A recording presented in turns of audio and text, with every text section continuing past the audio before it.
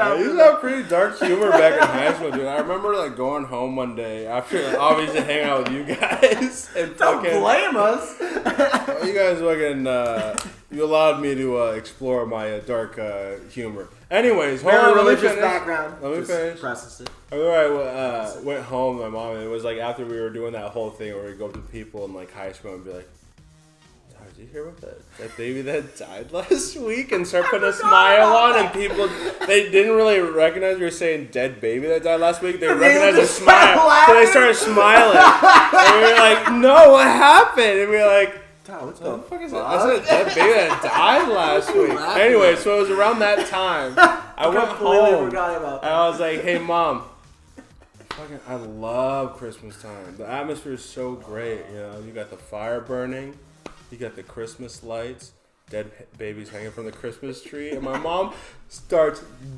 dying. And I remember I was like, "Oh my God. Everybody! This woman enjoys my dark humor. Maybe it's not that much of a bad thing. I shouldn't be ashamed to fucking use it." Embrace it. Well, it would 10 years She later. was dying, and my mom's from Chile, and she is not Americanized. I understand. Very religious. That's sort of like dark humor, very religious, and yeah, no, I just remember just being like, "Damn, that's fucking hilarious." That she thought that was funny. Not everyone wants the fucking Rudolph the Red-Nosed Reindeer ending, the fucking rom-com bullshit. It's like people like to laugh at horrible shit. Well, I think it doesn't make you a bad person. It actually just makes you like more like, I feel like it makes you more conscientious about what's going on. Like, I actually consider myself a very empathetic person. Like, honestly, like when I see people like hurting, like, it makes me hurt. It makes me fucking sad. But whenever you get lunch at work, I'm always trying to know what the fuck you're eating. I want to make sure you're eating good. I want to make sure you're eating good food, alright? There's enough protein in there. Hey, you got your veggies. You got your veggies. You got your food pyramid, right? Yeah, I want to make sure it's all there. I'm very empathetic. Checking your Maslow hierarchy of needs, fam. We already established air and water. Like, what's good with the vegetables? So, I'm just saying, having a dark humor is like, I've met a lot of uppity people that are like, oh my God, like, don't say that. And in the end, they're kind of pieces of shit. I've met a lot of assholes that hide behind the facade of being like a Puritan, like uppity up. You know who you I feel are. like Versus, yeah, you know who you are. I feel like I've tried to come more into terms with like the idea that like nothing is good. Now, obviously, you have your innate morals, right? Killing is obviously bad because you're affecting somebody else and you're affecting that other person, And having empathy. the realm of that person. So obviously, it comes with its limitations. I'm not saying everything falls into that, but as far as like nothing being good or bad, who's to say dark humor is fucking bad? It's still a sense of humor, and it still brings joy out of people because they're laughing about something. And a lot of the times, humor comes from a place of darkness. People. You know what I mean? I watched there was a short little video on Instagram today, and it was a comedian that like, how'd you learn to be so funny? Like, was that at like a young age, or is that something that you came up with like later on in life? And this guy Pharrell responded with, "Well, my uncle raped me when I was around 7, and, it kind of just started spewing from me after that. I figure it's like a Spider-Man story, instead of getting bit by a spider, I got fucked by my uncle, and he's on TV, and the people are like, well, I don't know what to follow up with that, so... Uncle Ben didn't die at the end. But it's hilarious, and he's making a good moment out of something that was horribly tragic that happened to him, but that's how he was able to cope with it. So you can't dismiss dark humor, though. But on top of you that... can't laugh, you cry. Yeah. Or if you're, you also laugh when you're crying too, right? Like something that's just so fucking horrible. It's like, this is fucking ridiculous. But at the same time, though, those newscasters that wanted to shy away and being like, onto the weather type deal. It's just like, all right, well then shame on you because you're not exploring the fact and that you're one of the people that are just going to sweep over the fact that this guy got fucking raped. I think there's a fine line between laughing and crying. Just think about it. You laugh so hard that you cry. I mean, you cry so hard that you hang yourself. Laugh. All right, moving on. But what I want to say though is like he was actually able to bring to light a subject that's very dark in a lighthearted moment, And even then, And they were even asking him about his success, and he said it stemmed from a fucking dark ass moment. It but kind of like even allowed then, you. those people then shied away from it, trying to pull light away. It's like, all right, well then, in which case, then like, you're not helping actual rape victims because you're just like, oh, let's not talk about that. But while this comedian that has dark humor wants to talk about it. And actually, like, help people release, like, those inner demons. Yeah. So it's like, I had to like catch myself because I was gonna like present an argument of like, yeah, but at the same time it was like a Good Morning America type show, and there's a time and a place. But is there a time and a fucking place? No, there's not. Fuck that, and people should be able to express themselves whenever. Exactly. And the whole thing is like the time and place is just like, all right, well then Jeffrey Epstein's like, well then we'll deal with this at a better time. Yeah, fuck that. We'll deal with it now. So then, it's and like, Jeffrey no. Epstein did not kill himself. It's friendly reminder, Jeffrey Friendly Epstein. reminder. It should be fucking. Oh, I'm sorry. You were trying to watch your 8 a.m. pre-morning coffee. Like, hey, look who made the world's largest corn figurine of Bill Clinton. No, it should be. Hey, by the way, there's still a fucking elite class of people victimizing young people that get away with it because of money. Go after them! It's 8 a.m. You got all day, motherfuckers. I definitely do feel like the Me Too movement has helped as far as like people just being aware of that, you know? Yeah.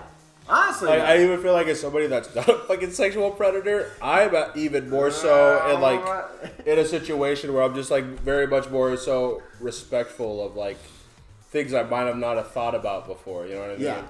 I don't think I was ever the fucking creep, you know what I mean? But I also feel like it's one of those situations where like, I don't know, maybe a girl could feel threatened by me, you know, kind of passing her on the side because she's walking slower. So maybe I should, you know, maybe move across the street so she doesn't feel comfortable. But you know when what I mean? is it too much? Like when is it? So that's the whole thing. When is the girl or the guy taking advantage of the situation? Well, I also feel like female has a responsibility to tell a guy when it comes into terms of like Aziz Ansari. Yeah. You know what I mean? I feel like a was about to say female that. also is an adult who has, unless she's not an adult, but you know, referring to a situation. we just talked about Jeff Epstein. We did just talk about Jeff Epstein. So I feel like in a situation with Aziz Ansari or situations where a girl is not giving clear signs that she's not into it and is still allowing things to happen, you also need to be upfront. be upfront about it. Tell her it's that not is okay, and I definitely feel a like that's scenario something where that it should. is.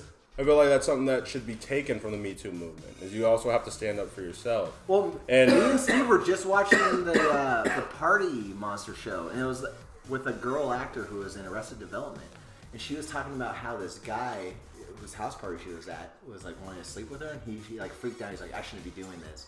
And then even she said in the interview, she goes, no, fuck that. It's like, we're doing this. You don't have the option to back out now. Well, so then I thought, well, as that. far as knowing like if the, But all right, that go ahead, in go itself, but that in itself, then that's a Me Too moment of her being like, no, you don't have the options. Like, if the guy wants to back out, he has the right to back out. You can't say, no, we're doing It definitely goes both ways. But the thing is, the way it was played in the show was it was played as a comedic moment.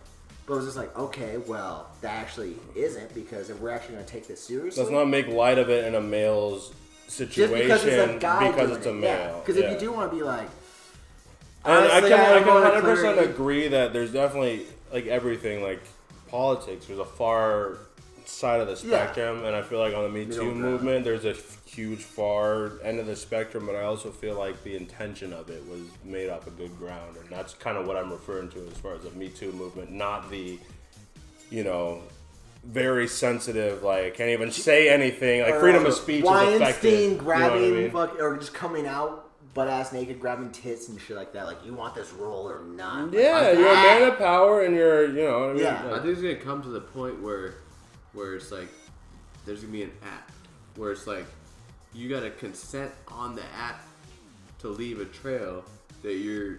But would that be? consenting. But would that? You know, would, you're not gonna would catch a you rape not charge. want to do Alright. that though, as security for yourself? Patent pending. No, I'm already programming this shit. we're cutting this part out. All right, well, re-enter. Question. The Jews control. How do you see it going too far? What are your concerns that you already kind of see happening right now as far as the Me Too movement goes?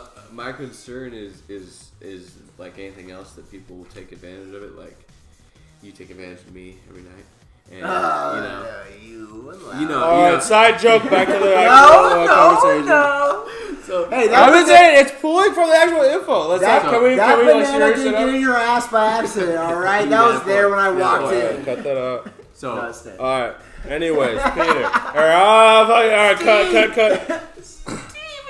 Mr. Stefan. yeah, There we go. yeah, Mr. Thunder.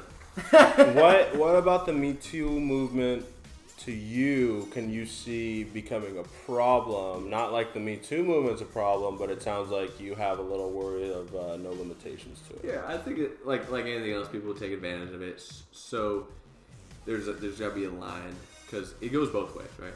Yeah, of course. Obviously, historically, Men have definitely taken advantage of it. of women more so. There's been much more, rape cases and all that stuff. Literally 99.99% of history, that's been the case. And like you look at the college atmosphere and all that, So I've heard some horror stories. basically, there's got to be a way that you can definitively say, because if there's not, then it's going to continuously just keep progressing where then it's like they jump on the bandwagon, if you will. And that's the truth. Like what I feel with the Aziz Ansari maybe it is that now people are more comfortable to come out, or it's a fad even. Yeah. It gets to that. very blurred lines, and now it's controversial. It's more like an Instagram story. It gets If to it gets to a point where anybody can make poor decisions under the influence of anything, and if you're using that as an excuse after making a poor decision under the influence, that's a poor thing. I limp-dicked a girl with a IC or Insane Clown Posse tattoo on her lower she was back. in the ICU. And what? And if I could take that back, I would ICP. every goddamn day. But Miracles. My point being that I don't represent them in any way. I fucking hate He's a that huge band. fan. Anyway. my point being that how do you at a certain time prove that both people are even consenting unless you're married? Well, the app idea, but do you feel alright? The final thing is because you did mention the app, and actually, I think that's a good idea. It's very simple. It's somewhere so where it's if you actually have the conscience to. Let me take it back. I want to take it back to the very root of the fucking Me Too movement, right? It's kind of like you think about racism. It's built into the societal constructs of things. So you're right? saying more so like a man walking and a woman crossing the street. It's like a black man walking and a white person Well, crossing the street. what I'm saying is there's situations where a guy feels like he's completely being fucking 100% within how he feels comfortable, but then may not be comfortable to a female. And I feel like everybody has their own personality traits and everybody has their own boundaries. Right. I feel like there's also people that don't know how to express their boundaries. And so you get into a situation. True. You get into a situation where you have an incompatible situation and somebody's way more dominant than the other person, and the submissive person doesn't know how to express that they're not interested in that. And so I don't know where I'm going with that. Well, what I want to say then, just off that, because even, again, go back to Louis C.K. Louis C.K., actually, in retrospect, sounds a little bad, but he says that, a woman, kept saying, why don't you hurry up and just, make a move? I wanted to fuck you, but you weren't, aggressive enough. He's like, I'm not going to rape you on the off chance that that's what you were into. Hopefully she likes it.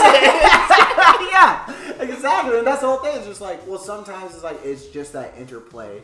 And because of that aggressive nature and someone likes that, I like it when a girl, pulls my hair, smacks my ass, it's a good time. But eats your ass? You heard it here. Cut. He likes it when dudes eats his ass. But the whole thing is just that whole dynamic though is just in the moment it's unestablished, it's you don't really know where another person's boundaries are, so you're kind of exploring that. And if someone is a little more aggressive and someone's more bashful, so maybe an app will be. Yeah, I'm sorry. I just remembered where I was going with that. I was going back to the root of the Me Too movement. I feel like it's beneficial in that it's allowing us to really think about the scenarios and really question if this girl is even okay with how much we're pushing on her. You know what I mean? It is a push necessary. I feel like girls love the chase, so there is that scenario where you're I've also seen a lot of situations where they're too. 100%, and that's what I'm saying. I feel like that's what the Me Too movement has really driven to at the heart. Is it really makes you be like, yo, I gotta second guess anything because everyone's watching now, and But even it's though also reasonable though, because it's you're very also putting reasonable. yourself in their shoes now.